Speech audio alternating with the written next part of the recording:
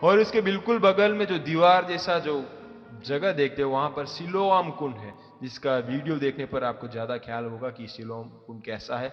यही है सिलोआम कुंड का वो स्थल। आज बहुत बड़ा कुंड नहीं है, परंतु एकदम छोटा जल का स्रोत है, जहां पर एक व्यक्ति 38 साल से रहता है कि कोई भी दूध आकर उसे हिलाए, उसे चंगाई मिले, परंतु वो नहीं होता और यीशु मसीह उसे चंगाई करता है। और अभी आप जो देखने वाले जो दृश्य है वो स्थल का है जहां पर मरियम जब गर्भ धारण करती है तो वो एलिसबेत को मिलने जाती है, और उन दोनों का जो मिलने का जो स्थल है वहां पर एक मरियम और एलिसबेत के नाम पर एक चर्च बनाया गया है, वो आप देख सकते हैं। अब वही चर्च का जो करीब का नजारा यही है, यही चर्च जो हम दूर से देख रहे थे, जहाँ पर एलिसबेत और मरियम एक दूसरे को मिलते हैं, और वही चर्च है जहाँ पर उन दोनों खुश हो जाते हैं जब मरियम की कोख जो है उसके अंदर बेटा जो उछल कूदता है। वही भाग जो हम बाइबल में पढ़ते हैं वो यहीं पर है। लूका रचित सुसमाचार में इसके बारे में पूरा विवरण दिया गया। तो ये चर्च है, बड़ा चर्च जो एलिसबेत और मरियम के नाम पर है। आप इसे अच्छी तरह से देख सकते हैं।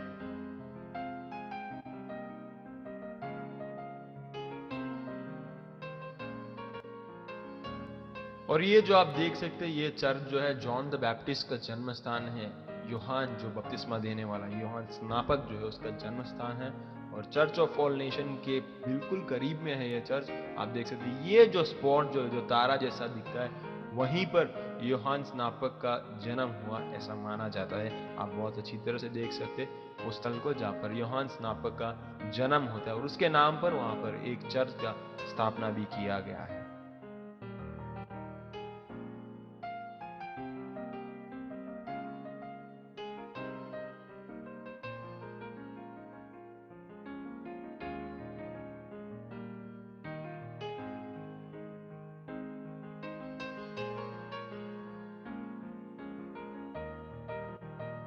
और ये जो पीछे जो आप पेड़ देख रहे हैं ये गुल्लर का पेड़ है। जिस तरह हम वचन में पढ़ते कि जक्की जो बहुत नाटा था यीशु मसीह को देखने के लिए गुल्लर के पेड़ पर चढ़ता है, वही गुल्लर का पेड़ जिस पर जक्की चढ़ता है वो गुल्लर का पेड़ यही है जो आप आगे देख सकते हैं।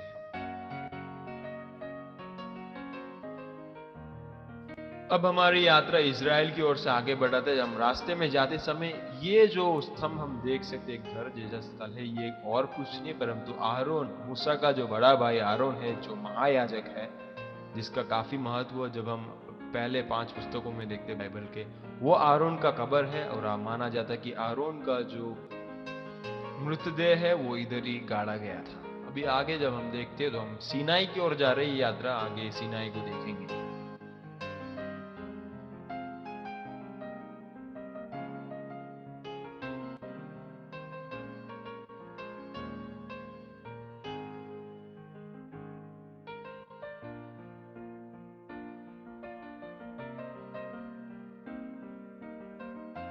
मूसा अपना ससुर पितरों की भेड़ बकरों को लेकर इधर पहाड़ के नीचे चराता था, तो इस पर्वत के ऊपर जो जलते हुए झाड़ी का दर्शन मिला है।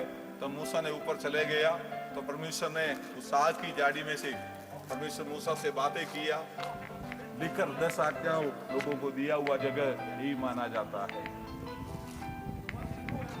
गुजराती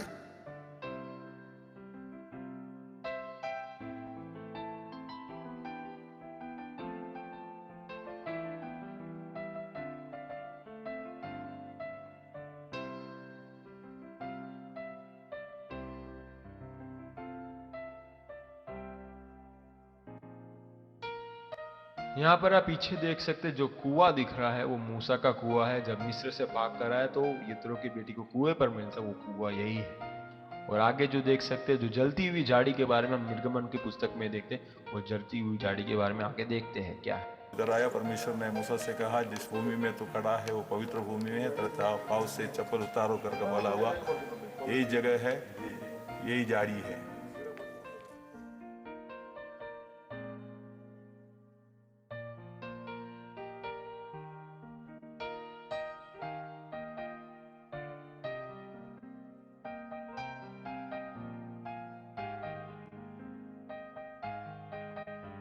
और ये जो झाड़ आप देख रहे हैं देवदार का झाड़ है। जिस तरह भजन संहिता की पुस्तक में लिखा गया कि धर्मी जन लेबानोन की देवदार के समान बनेंगे, उसी तरह मजबूत और ऊंचे बनेंगे। तो यही देवदार आपके लिए, आप देखो कितना अद्भुत है।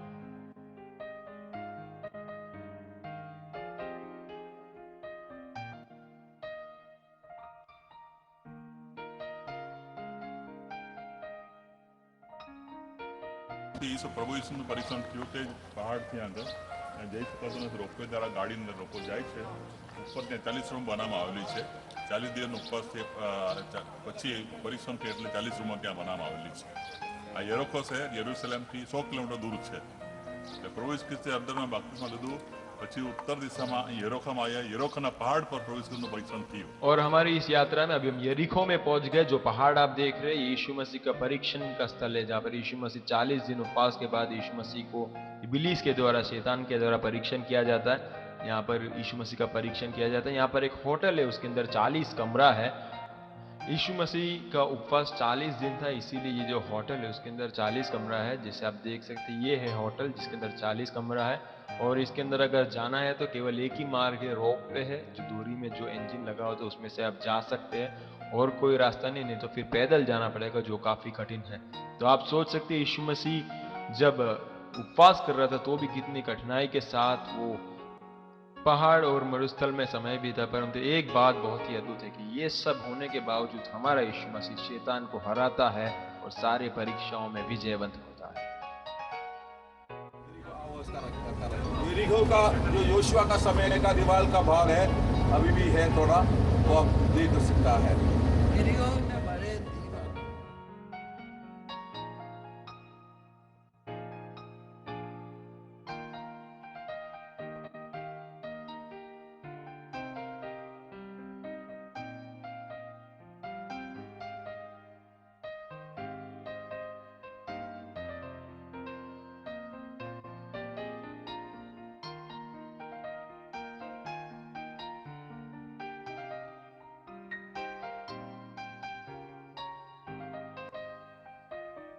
ये कुछ था यरीखो की नज़ारा, सबसे पुरानी सिटी, सबसे पुराना शहर. और यहाँ पर आप देख सकते एक सोता जो है पीछे बहता है, वो एलिशा का सोता है.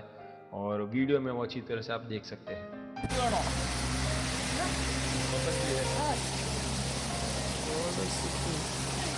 दुनिया की प्राचीन शहरों में माना हुआ शहर यरीखो में हम लोग पहुंच गया है. यरीखो में से यरूशलेम से यरीखो की ओर जाने वाला यात्री के बारे में बाइबल में जो बताया गया है, खजूर की नगरी कहा जाता है. खजूर की नगरी है, खूबसूरत नज़ारा है. इस यरीखो में है, इसके समुद्र लेवल से लगभग 800 फीट नीचे है. और इसके और नीचे है जो मृदक सागर, उस मृदक सागर की ओर हम लोग भी जाने वाला है. और उससे और 300 फीट नीचे है मृदक सागर, अभी उसको डेड सी की ओर हम लोग अभी जाने वाला है.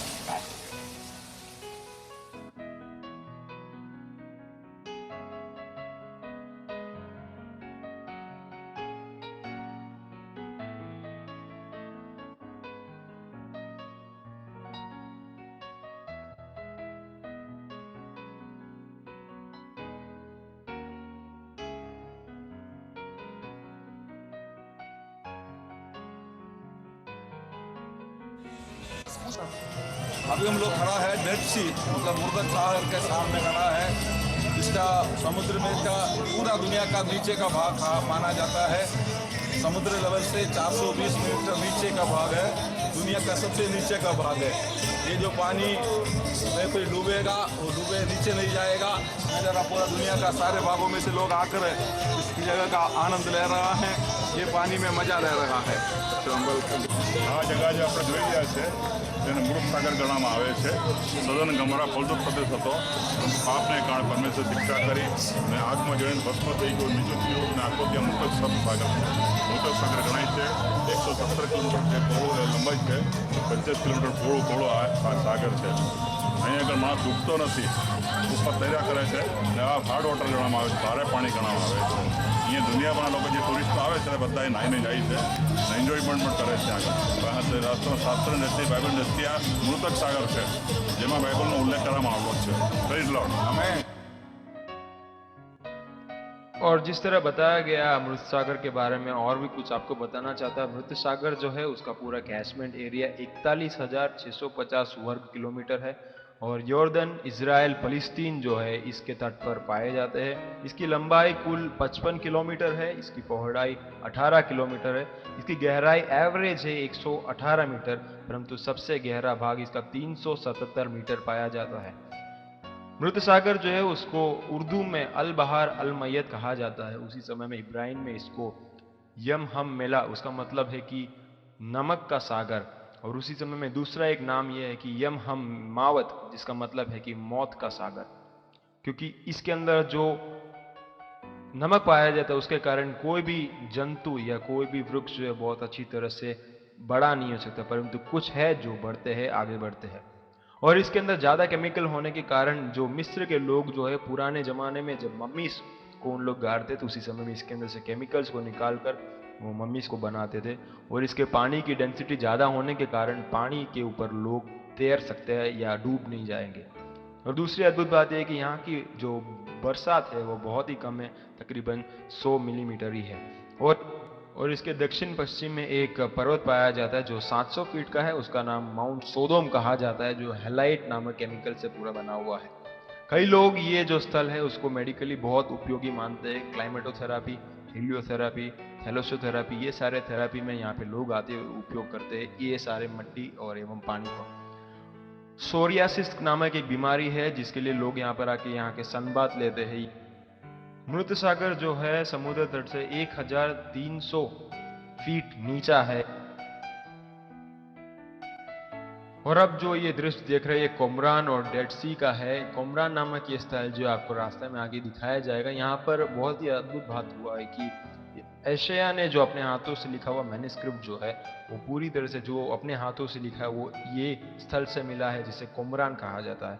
इसलिए ये जो एशिया ने अपने हाथों से लिखा हुआ स्क्रिप्ट जो है कोमरान स्क्रोल्स भी कहते हैं। उसी के समान डेड सी के आजू बाजू के कई क्षेत्रों में ऐसा स्क्रोल्स मिला है, ऐसा पट्टियां मिला है जिसके अंदर यीशु मसीह का वचन या बाइबल का जो एक एक वचन है पुराने नियम में जो लिखा है वो मिला है। इसलिए उनको स्क्रोल्स कहा जाता है, कोमरान स्क्रोल्स या डेड सी स्क्रोल्स भी कहा जाता है। आप ये देख सकते हैं ये रास्ते में जो सारा नज़ारा है, यहाँ पर चलना मना है क्योंकि काफ़ी ज़्यादा केमिकल है। अगर ये केमिकल को गाड़ी में लेके आएंगे तो गाड़ी को भी खराब कर देता है। इजिप्ट की ओर जाने की यात्रा में है, जो इस्राएली लोग मिस्र में से निकलकर कनान की ओर गया, सेम मार्ग रास्ता में रेड सी आपने देखा। और जो परमेश्वर की क्रोध उतर कर परमेश्वर सोदोम और गोमोरा को नाश किया हुआ पूरा नज़ारा दिखाई पड़ता है। परमेश्वर की क्रोध की पूरा एरिया आप देखिए, पूरा मरुस्थल है। दूसरे लोग मिस्र में से निकल के आया, मरुभूमि से होकर चल के आया, वो पूरा नज़ारा आप इधर देख सकता है। ये मरुभूमि का अनुभव वास्तव में परमेश्वर इस्राएली लोगों को कनान में से लेके आने के लिए जो मरुभूमि में मन्ना देकर खिलाया और पानी उसके पीछे पीछे आता था। इधर आप देख सकता है, अगर स्वर्ग से मन्ना ना देता था भूखा मर जाता था। सचमुच में परमेश्वर ने अद्भुत रीति से अपनी प्रजा को संभाला। वही मार्ग में से होकर हम अभी यात्रा कर रहा है। लगभग 150 किलोमीटर के ऊपर अपना मुसाफरी कर दिया है। 150 किलोमीटर और जाएगा, इजिप्ट का सीमा पर हम लोग पहुँच जाएंगे। उधर से हम लोग इजिप्ट में पहुँच जाएंगे और उधर का नज़ारा भी बाद में आपको दिखाएंगे। इजराइल की यात्रा जो है वो पूरी हो रही है। इजराइल के सीमा तक हम पहुंच गए हैं। ये जो आप देख रहे हैं नज़ारा, ये लाल समुद्र का है, वही समुद्र जिसके अंदर से परमेश्वर ने मूसा को और सारे इजरायली लोगों को लेके आया है। इस लाल समुद्र के उस पार जो देश दिख रहा है वो सऊदी अरेबिया है और बिल्कुल उस तट पर सऊदी अरेबिया पाया जाता है। और जैसे आप देख सकते हैं इजराइल पूरा होता जा रहा है और मिस्र का देश जो है जिसे इजिप्ट कहते हैं वो और करीब आ रहा है और पास आ रहा है। और ये जो नज़ारा आप देख रहे हैं ये लाल समुद्र का है। जब हम निर्गमन की पुस्तक को पढ़ते हैं वहां पर देखते हैं कि इजरायली लोग मूसा के अगुवाई में जब आगे बढ़ते हैं उनकी कनान की देश की ओर, वहां पर हम देखते हैं कि लाल समुद्र आ जाता है और ये बहुत बड़ा समुद्र उनको पूरा असमंजस में डाल देता है, क्योंकि पीछे से फरो की सेना जो है उनके ऊपर आक्रमण करने के लिए दौड़े आते हैं। उसी समय में वे आगे से फंस जाते हैं क्योंकि ये लाल समुद्र जो है उनके रास्तों को रोक देता है। परंतु परमेश्वर जो सर्वशक्तिमान है मूसा को कहता है कि अपने लाठी जो है उससे मार, तो क्या होता है कि सारा समुद्र जो है 2 भाग हो जाता है। आप देख सकते हैं बहुत ही बड़ा गहरा सागर है, वो 2 भाग हो जाता है। वहां पर रास्ता तैयार हो जाता है जहां से सारे इस्राएली लोग आराम से पसार होकर निकल जाते हैं। और यही वो समुद्र है जो आप देख रहे हैं कितना गहरा और कितना बड़ा है। हम देख सकते हैं, हमारे पास्टर साहब इसके अंदर जाके उतरेंगे तो वो कैसा दिखता है वो नज़ारा हम देखेंगे। और ये जब इसके अंदर से पसार होते हैं, हमारे जीवन की भी सारी समस्या जो भी कुछ हो उसके अंदर है, हमें विश्वास से लाठी को आगे रखना है, वो खुल जाएगा और हम विश्वास के साथ आगे बढ़ सकते हैं। अभी आप देख सकते हैं जिस तरह पास्टर साहब कैसे इसमें जा चारों तरफ से पहाड़ों से भरे हुए इसका पीछे का भाग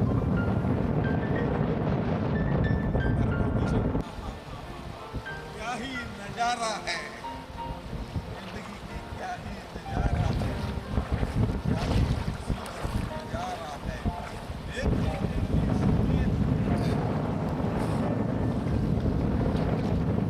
पहाड़ में क्या कोई चढ़ सकता है? ये पहाड़ों में से क्या कोई बच सकता है? ऐसी पहाड़ों के बीच में समुद्र के अंदर से परमेश्वर ने रास्ता तैयार कर दिया है।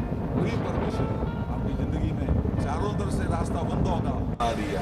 दूसरे लोग ये देश में रात दिन खेतों में ईंट पाटने में मेहनत कर रहा था, वो देश देख सकता है।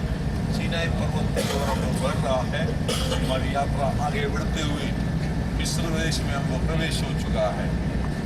अभी और जब हम यात्रा में आगे बढ़ते हैं, निर्गमन की पुस्तक में देखते हैं जब मिस्र में से इस्राएली लोग बाहर निकलते समय में एलीम नामक एक स्थल पर आता है जहाँ पर 12 स्रोत है और 70 खजूर का झाड़ है। और वही झाड़ जो यहाँ पर दिखता है आपको, जो ये जो जगह है एलीम का स्थान माना जाता है, एलीम यहीं पर है। और यहाँ पर अभी स्रोत तो नहीं है परंतु कुछ खजूर के झाड़ पा सकते हैं, देख सकते हैं। और माना जाता है यही एलीम का वो जगह है जहाँ पर मिस्र में से इस्राएली लोग आते समय में यहाँ पर उन्होंने आराम किया।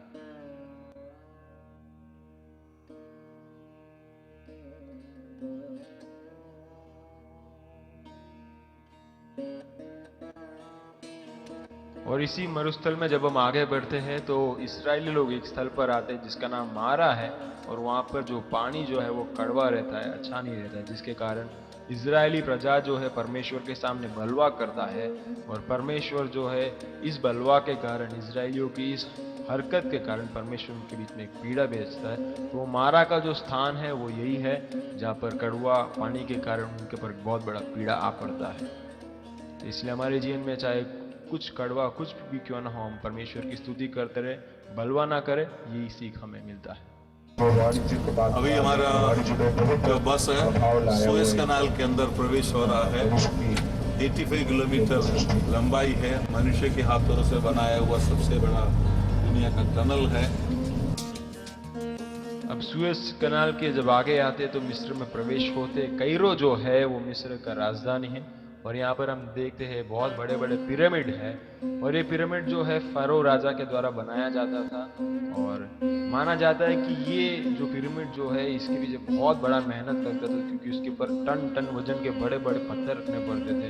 और ये इतिहास ये कहता है कि इजरायली प्रजा जब मिस्र में गुलामगिरी में थे तो उसी समय में फरो जो है उनको बहुत कठिन मेहनत करवा कर यहाँ पर काम करवा कर उन्हें सताता था। और इसी रीति से जब हम देखते, जब पास जाके देखते तो एक एक पत्थर बहुत ही वजनदार, टन टन वजनदार है, परंतु फारो जो है इसराइलियों के ऊपर दया नहीं करता परंतु बहुत सताता था।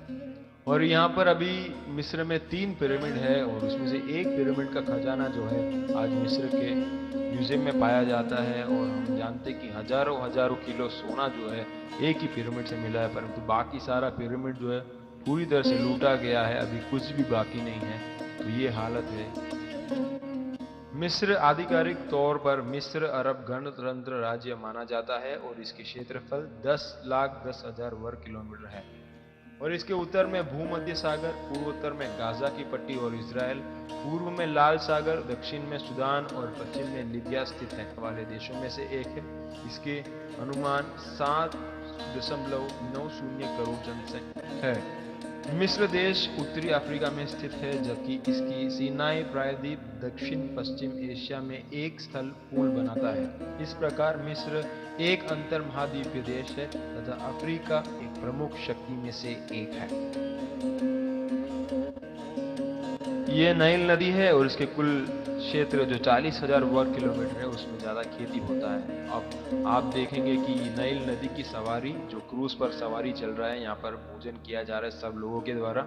ये पूरा म्यूजिक टीम है जो मज़ा दे रहा है। आइए देखते हैं कैसा।